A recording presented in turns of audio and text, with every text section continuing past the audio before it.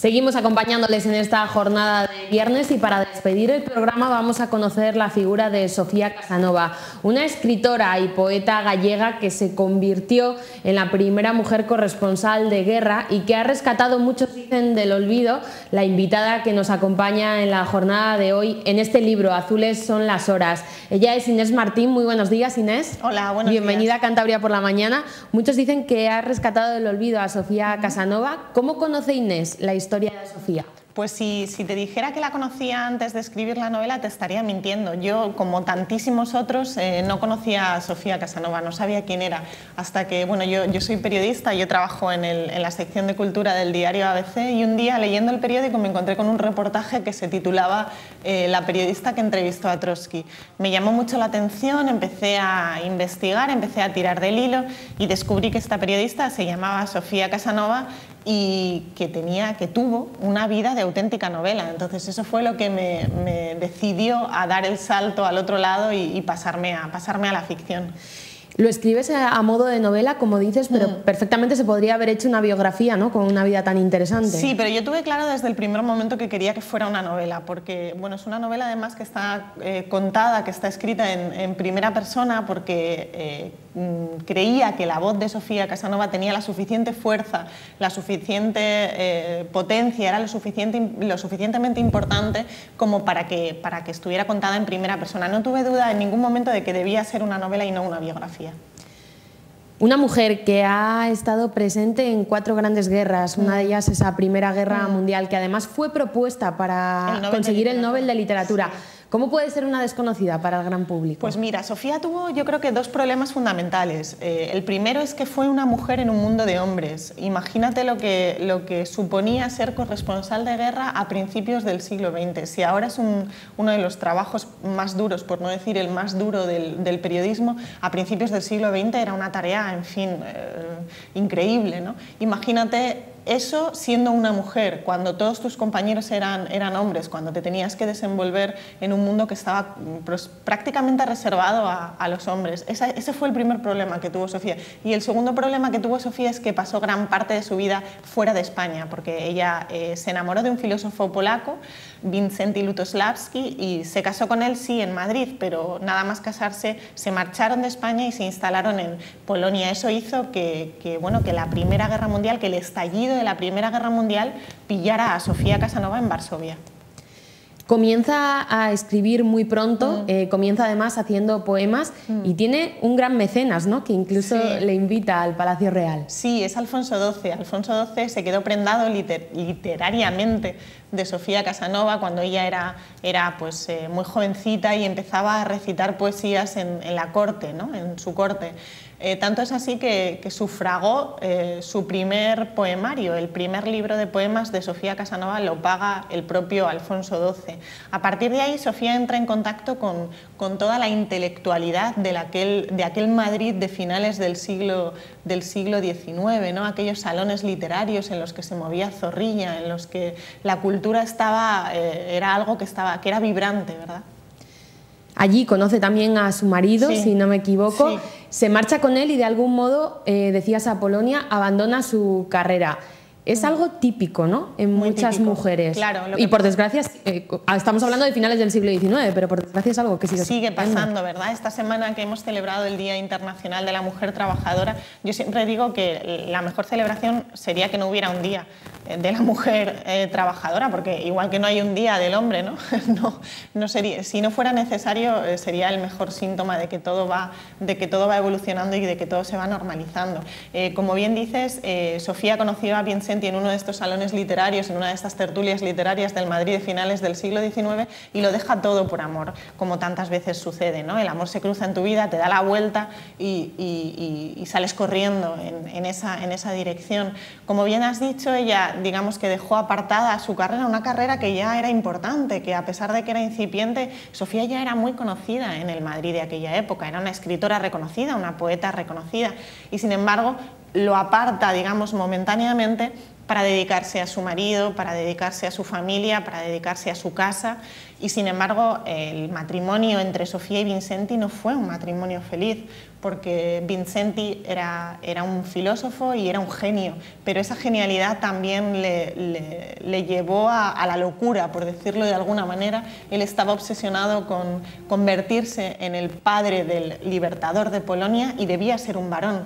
Pero Sofía no le dio hijos varones, le dio 3 hijas maravillosas, pero no un varón. Eso hizo que Vincenti la repudiara a ella, repudiara a sus hijas, les abandonara, y Sofía tuvo que buscarse la vida.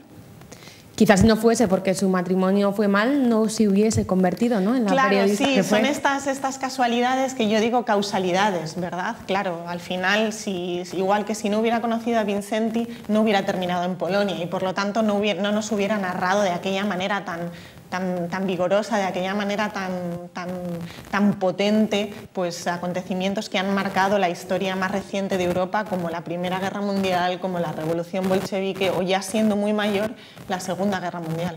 También, si no fuese gracias a su marido, probablemente no hubiese viajado a tantos lugares, hubiese conocido gente tan interesante. Pero aun estando fuera de España, su hermano, si no me equivoco, sí, Inés, le enviaba, ¿no?, sí, el ABC para que ella estuviese enterada de la historia de España. Puede que fuese una deformación profesional, ¿no?, sin ella saberlo. Sí, Vicente, su hermano Vicente, le mandaba cada cierto tiempo los periódicos para que ella siguiera en contacto con su país, porque además ella se sentía muy española, tenía mucho arraigo tanto con España y luego, bueno, por supuesto con Galicia. Ella era gallega por los 4 costados. Y sí, es verdad lo que dices, que su hermano le mandaba cada cierto tiempo los periódicos para que ella tuviera constancia de lo que estaba sucediendo a tantísimos kilómetros como ella estaba de su país. No solamente escribe en el ABC, escribe en multitud de periódicos españoles, extranjeros también. Sí. Por eso quizás su mérito es doble, porque como hablabas antes, en una época de hombres, ¿no?, además narrando la guerra, el escribir en algunos de los mejores periódicos del momento. Sí, desde luego su método es doble y triple, porque realmente a mí lo que me sorprende es que una figura como ella haya pasado tan desapercibida, ¿no?, como tantísimas otras mujeres que al final terminan enterradas por la historia. Bueno, pues ahora acaba de publicarse un libro y un documental sobre las sin sombrero, que son todas esas mujeres de la generación del 27 que eran tan válidas o incluso mejores que los hombres que no solo conocemos, sino cuya obra sabemos de memoria, y ellas, por desgracia, desconocemos su vida y su obra. Pues Sofía también es una mujer como ellas, ¿no? Y yo siempre digo que si esta novela, si Azules son las horas, sirve por lo menos para poner el foco en Sofía Casanova, en quién fue Sofía Casanova, en la importancia que tuvo Sofía Casanova para la historia de este país, para la historia del periodismo de este país, con eso me doy por satisfecha. Hablas de que narra sus crónicas con la objetividad por bandera. ¿Esa objetividad se ha perdido? No, yo creo que no. Lo que sucede es que lo que sí que se ha perdido es un poco quizás esa humanidad que desprendían las crónicas de Sofía, ¿verdad? Ahora, como todo es tan instantáneo, tan inmediato, todo es aquí y ahora, en este momento, y quizá yo siempre digo, y después de escribir la novela más todavía, que deberíamos pararnos un poquito, ¿verdad? Pensar más las cosas, porque un minuto o dos no te va a salvar de nada, ni tampoco te va a llevar a, ¿verdad? Ahora que, por ejemplo, se ha ganado también el Oscar con una película de periodismo de investigación, parece que echamos de menos, ¿no?, ese tipo de periodismo, pero es lo que comentas, la sociedad actual no permite pararnos. Claro, es que estás constantemente conectada en las redes sociales, internet, con el smartphone. Yo pienso lo difícil que lo tuvo Sofía en aquel momento para ser corresponsal, ¿no?, para narrar lo que estaba sucediendo y para convertirse en testigo de primera mano de algo que si no hubiera sido por ella, sus compatriotas no hubieran sabido qué estaba sucediendo aquí en España, no hubiéramos sabido que aquello estaba pasando. Lo comparo con la situación actual y digo, ahora que lo tenemos tan fácil, y sin embargo, pues sí, probablemente se haya perdido esa humanidad, que antes sí que tenía el periodismo. ¿Cuál de esos grandes acontecimientos que le tocó vivir y narrar crees, por lo que has leído, que le marcó a ella más? Pues yo creo que fundamentalmente las 3 guerras que le tocó contar y que también padeció en primera persona, es decir, Primera Guerra Mundial, Revolución Rusa y Segunda Guerra Mundial. Ten en cuenta que Sofía no solo se encargó de contar aquellas guerras, no solo fueron sus ojos quienes nos trasladaron allí, sino que además las padeció en primera persona. Sofía fue refugiada en aquella época. O sea, ahora que tenemos el drama de los refugiados en Europa con estas imágenes tan terribles y esta situación tan espantosa, Sofía padeció esas guerras. Sofía tuvo que huir. Sofía fue una de las tantísimas familias evacuadas de Varsovia y por eso terminó en San Petersburgo, por eso de repente estaba en la revolución. Entonces eso digamos que engrandece aún más la figura del personaje. Un personaje principal, pero que tiene una gran acompañante, ¿no? Que es su asistente. Pepa. ¿Qué es lo que te sorprende de Pepa? A mí siempre digo que mi personaje favorito de esta novela es Pepa, más allá de Sofía, claro, lógicamente. Pepa es una mujer fascinante. Pepa es una joven gallega, prácticamente analfabeta, que entra a servir muy jovencita en la casa de Sofía en uno de los veranos que Sofía pasa en Mera, que es una localidad maravillosa de la costa gallega, y aparece en ese momento en su vida y ya no vuelve a desaparecer. O sea, se queda a su lado durante toda su vida hasta que fallece. Yo comparo la relación de Pepa y Sofía con la relación que tuvieron Sancho y Quijote, ¿no? Pepa fue el Quijote, el Sancho de Sofía, ¿no? Le ayudó, estuvo a su lado en todos los sinsabores que padeció y permaneció fiel a esta amiga. Yo creo que la relación de ambas es una relación muy envidiable. ¿Qué ha aprendido Inés de Sofía como profesional y también como persona escribiendo esta novela? Pues mira, yo creo que después de escribir esta novela soy mejor periodista. Soy mejor periodista porque he aprendido, bueno, me he quitado muchos miedos, me he quitado quizá muchos complejos también, al utilizar herramientas que son las herramientas de la ficción que tú tienes prohibido utilizar a diario porque lógicamente haces periodismo y no puedes sobrepasar esa línea que tal. Ahora no solo la he sobrepasado, sino que me he situado al otro lado, ¿no? Y yo creo que ahora soy mejor periodista. Las críticas que he leído sobre el libro, Inés, son buenísimas. No sé si en una primera novela eso abruma, el haberse puesto el listón tan alto, o el que los lectores, ¿no?, hayan puesto el listón tan alto al leer tu novela. Pues la verdad es que ni me lo planteo. Es cierto lo que dices, que de momento la recepción está siendo buena, la acogida está siendo muy buena. Hay a quien le sorprende, ¿no?, que de una primera novela sí. haya salido algo así. Y ese yo creo que es el mayor de los elogios, no solo ya un elogio, sino un regalo, ¿no? Que te digan, no puedo creerme que sea tu primera novela. Pues sí, es mi primera novela y yo lo estoy viviendo como una aventura maravillosa, como una experiencia muy, muy enriquecedora. De repente que te lleguen lectores, como me llegaba el otro día a través de Twitter un mensaje de una chica que me decía, te doy las gracias porque gracias a esta novela mi madre, que llevaba en la cama postrada durante 4 meses, se ha levantado. Dices, bueno, pues es que solo con esto ya me doy por satisfecha, ¿no? Que es el mejor regalo, desde luego. Hay muchos periodistas que pasan esa línea, ¿no?, que muchos dicen que no existe entre ser periodista también y ser escritor, porque de algún modo a diario también narras las noticias. ¿Alguna vez pensaste en escribir o surgió de repente al conocer, como decías antes, esa entrevista a Trotsky? Bueno, yo estoy en contacto diario con periodistas, con escritores, con editoriales. Los libros son mi vida. Si antes lo eran, ahora ya es obvio y más aún. Entonces, en algún momento sí que siempre te planteas, pues me apetecería escribir, me apetecería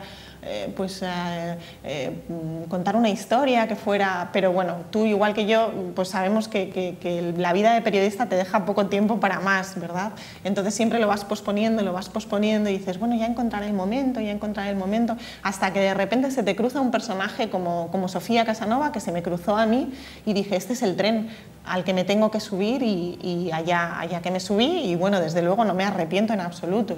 Está siendo una aventura fantástica y ha sido la puerta de entrada a un mundo maravilloso que es el mundo de la ficción y quién sabe cuántas más historias están por llegar, ojalá. ¿Hay alguna en la cabeza o esperas que de nuevo nada. Se cruce un personaje? No, de momento nada, de momento lo que estoy es disfrutando muchísimo esta aventura, centrada en en que Sofía Casanova sea conocida, en que los lectores descubran su vida a través de Azules son las horas, y bueno, pues lo demás está por llegar. No te he preguntado por el título, Inés. Sí, el título ojalá fuera mío, pero no, es de unos versos de Sofía, de uno de sus poemas. Sí. La presentación en Santander, sí. en ese periplo que estás haciendo sí. por toda España, es esta tarde a partir de las 7:30 en la librería Gil de la Plaza de Pombo.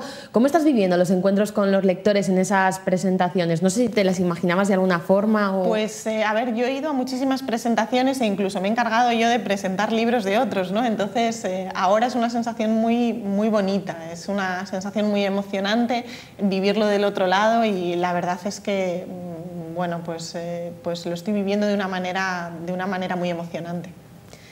Bueno, pues te agradecemos, Inés, que nos hayas acompañado hoy. Contigo despedimos el programa invitando a todo el mundo a que acuda esta tarde a partir de las 7:30 a esa librería Gil para conocer más de cerca a Sofía y también a Inés. Muchísimas gracias por habernos acompañado hoy y por haber rescatado esta figura para todas las periodistas, de algún modo también. Inés, muchísimas gracias. Gracias a ti, ha sido un placer. Nos despedimos aquí, les esperamos de nuevo el lunes a partir de las 12:30. Pasen un buen fin de semana.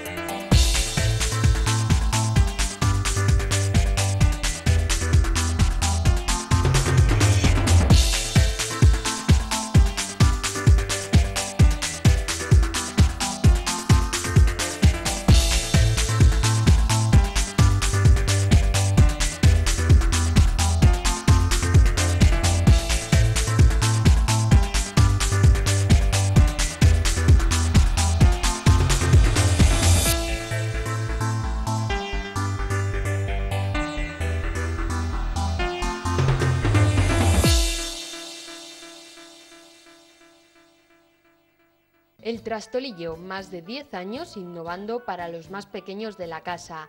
En el Trastolillo encontrarás las marcas más prestigiosas del mercado. Ropa de 0 a 8 años, calzado hasta el número 38, canastilla y complementos. Además, te vestimos y calzamos para ocasiones especiales como arras, bautizos y comuniones, con la atención más cercana. Visítanos en El Astillero, Avenida de España número 22 Bajo.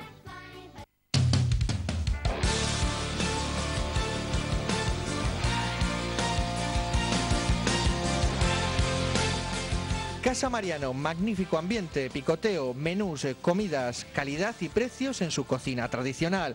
Casa Mariano con terraza para aprovechar y disfrutar.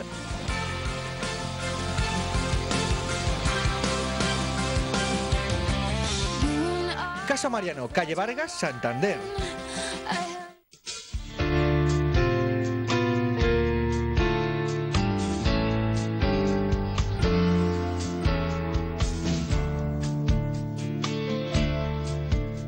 En el marco incomparable de la playa del Sardinero, Hotel Chiqui. Moderno, confortable y en la orilla del mar. ¿Con quién juegas tú? Hotel Chiqui, Santander.